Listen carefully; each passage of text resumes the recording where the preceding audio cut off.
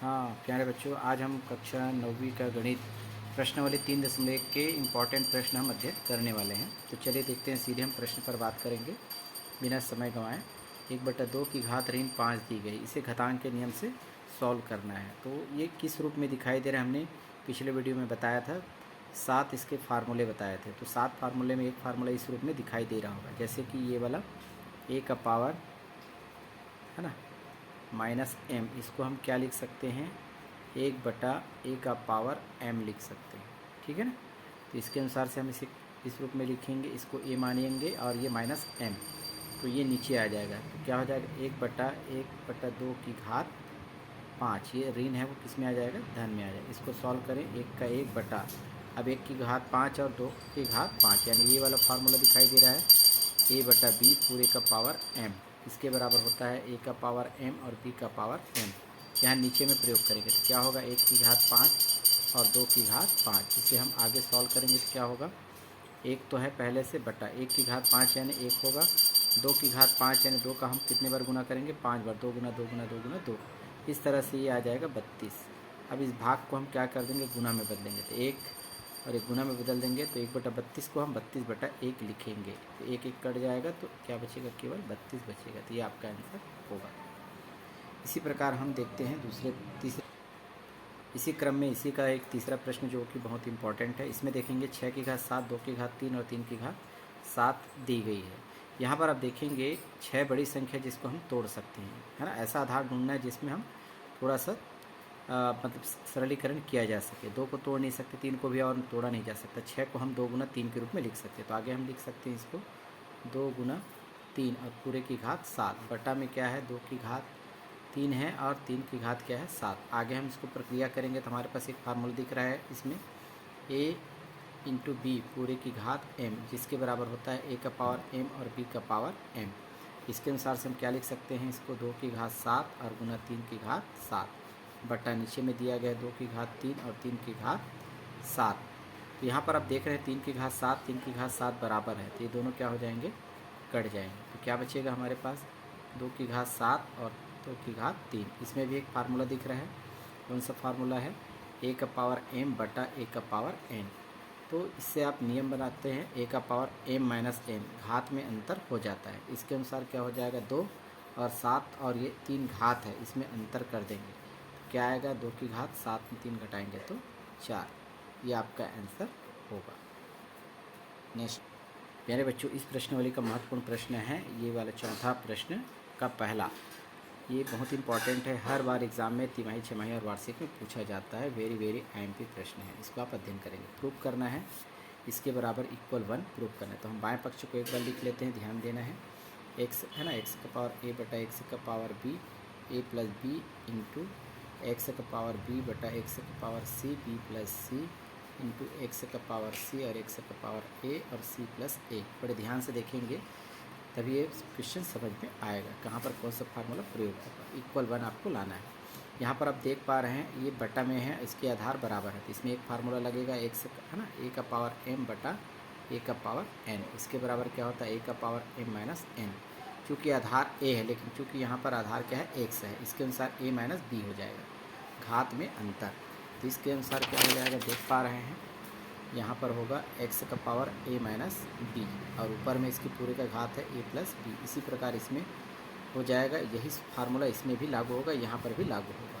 तो यहाँ पर क्या हो जाएगा, x का पावर b माइनस सी और उसके बाद है b प्लस सी, इसकी पूर्ण घात है। और इसी प्रकार इन दोनों में यही फार्मूला लगाएंगे, x का पावर c माइनस a होगा और c प्लस a इसकी घात है। अब देखेंगे इसमें भी एक फार्मूला लगता है, कैसा फार्मूला, a का पावर m और n हो तो a का पावर m इंटू n होता है, यानी इन दोनों का घात का गुना हो जाता है। तो इन दोनों का क्या करेंगे, गुना करेंगे। तो इस प्रकार से x का पावर a माइनस बी लिखेंगे और a प्लस बी, गुना नहीं करेंगे, अभी गुना के रूप में लिखेंगे।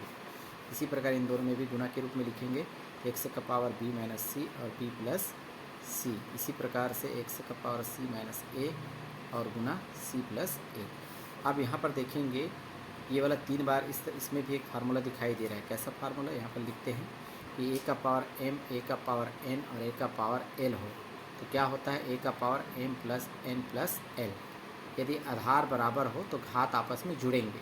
तो आधार क्या है, x है, x है, x है, तीनों बराबर है। तो ये घात है 1 2 3, तीनों घात के बीच में क्या लगेगा, प्लस। तो x को एक ही बार लिखेंगे और a माइनस बी और a प्लस बी, इसी प्लस कर देंगे और इसमें क्या हो जाएगा, b माइनस सी और b प्लस सी, प्लस इन दोनों का तो c माइनस ए और c माइनस ए। इसमें एक फार्मूला दिखता है, पता होगा आपको, पढ़ते आ रहे हैं, a प्लस बी और a माइनस बी के बराबर होता है ए स्क्वायर माइनस बी स्क्वायर। तो इसमें भी गुना करेंगे तो क्या हो जाएगा आपस में, ए स्क्वायर माइनस बी स्क्वायर। इसी प्रकार बी माइनस सी, बी प्लस सी है तो क्या होगा, बी स्क्वायर माइनस सी स्क्वायर। इसी प्रकार इसमें भी संक्रिया करेंगे तो यही फार्मूला लागू होगा, सी स्क्वायर माइनस ए स्क्वायर। ए स्क्वायर प्लस ए स्क्वायर माइनस कैंसिल हो जाएगा, बी स्क्वायर माइनस में है, बी स्क्वायर प्लस में कैंसिल, सी स्क्वायर प्लस माइनस कैंसिल। इस तरह से क्या बचेगा, एक्स का पावर 0, और एक्स का पावर 0 का मतलब होता है 1। हम आपको बता चुके हैं, यानी एक फार्मूला होता है, ए की पावर 0 होता है तो हमेशा 1 होता है। तो ये आपका आ गया उत्तर राइट हैंड साइड। इस तरह से क्वेश्चन को आसानी से बना सकते हैं। इसी का हम दूसरा प्रश्न देखते हैं। इसमें भी सिद्ध करना है, इसका बाएं पक्ष के बराबर सिद्ध करना है। तो लेफ्ट हैंड साइड ले लेते हैं। लेफ्ट हैंड साइड ये वाला मान एक बार लिखना होगा, इसको भी हटा देते हैं, 1 आपको प्रूव करके दिखाना है। तो चलिए इसको कैसे सॉल्व करते हैं, घातांक के नियम से देखते जाइए। ये आपको दी गई है ना। अब इसमें ऐसा ये करेंगे, चलिए यहाँ पर दिया गया एक्स का पावर m माइनस एन, इसमें हम फार्मूला यूज़ करेंगे। तो यहाँ पर है 1/1 प्लस, कौन सा फार्मूला लगेगा, मैं इधर साइड में लिखते जाऊँगा, a का पावर m माइनस एन। ऐसा फार्मूला किस में आता है, a का पावर m बटा a का पावर n में आता है। जब हम भाग करते हैं आधार बराबर है और घात में अंतर आता है, तो ऐसा आपको दिया गया है, तो इस रूप में हम इसको लिख सकते हैं। कैसे लिखेंगे, ये एक्स का पावर m बटा एक्स का पावर n, फिर बीच में प्लस है 1/, इसमें भी यही फार्मूला लागू होगा। तो क्या हो जाएगा, एक्स का पावर पहले आएगा n बटा एक्स का पावर m, इसका हल इसके बराबर होता है, इसका हल इसके बराबर होता है। समझ में आ गया होगा।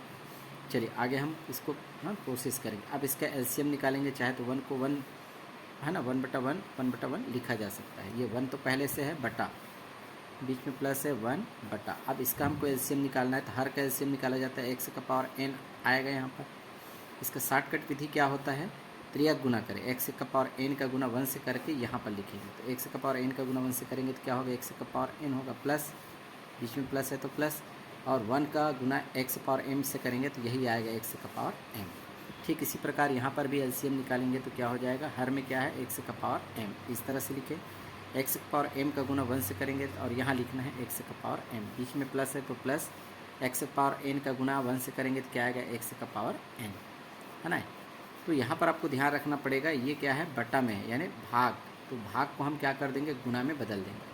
तो भाग को गुना में बदलेंगे तो यहाँ पर पहले 1 है तो 1 गुना, तो गुना में जब बदलते हैं तो ये 2 अंश और हर होता है, तो हर ऊपर चला जाता है, ये वाला पद ऊपर चला जाएगा, एक्स का पावर n बटा ये नीचे रह जाएगा, एक्स का पावर n प्लस एक्स का पावर n, बीच में प्लस है। ठीक इसमें भी यही संक्रिया करेंगे, एक गुना, इसको हम क्या करेंगे, ये भाग है, भाग को गुना में बदल रहे हैं, तो अंश बटा हर, यानी हर ऊपर चला जाएगा, एक्स का पावर m बटा नीचे में रह जाएगा एक्स का पावर m प्लस एक्स का पावर n, यानी इसको हम 1 से गुना करेंगे तो ये आएगा एक्स का पावर n बटा एक्स का पावर n प्लस एक्स का पावर n, प्लस इसमें भी एक्स का पावर m बटा यहाँ पर रह जाएगा एक्स का पावर m प्लस एक्स का पावर n बराबर। अब आगे देखते हैं, अब इन दोनों का एलसीएम निकालेंगे, लेकिन ये दोनों बराबर है, एक्स का पावर m प्लस एक्स का पावर n, तो यहाँ पर भी एक्स का पावर m प्लस एक्स का पावर n, हालांकि ये आगे पीछे लिखा हुआ, इससे कोई फ़र्क नहीं पड़ेगा। जैसे मैं 5 धन 1 लिखूँगा तो 6 होगा, या 1 धन 5 लिखूँगा तब भी 6 प्राप्त होगा। तो इसमें योग की संक्रिया में कोई अंतर नहीं आता। तो इन दोनों का एलसीएम एक जैसे ही आएगा, तो एक्स का पावर m प्लस एक्स का पावर हम लिख लेते हैं n, कोई दिक्कत नहीं है। अब क्या करेंगे, जब ये दोनों मान बराबर है तो अंश के मान को है ना लिख लेना है सीधा। जैसे एग्जांपल लेते हैं, जैसे मान लीजिए हमारे पास यहाँ पर है 5/3 और यहाँ पर है 7/3, तो कैसे हल करते हैं इसका, 3 दोनों एक जैसे हैं तो 3 को लिखो और अंश के मान को लिखना है, 5 धन 7 और प्लस कर देंगे, तो इस तरह से 5 और 7 कितना होगा, 12/3 आएगा 4। तो यहाँ पर भी आप देख रहे हैं ये दोनों इक्वल है।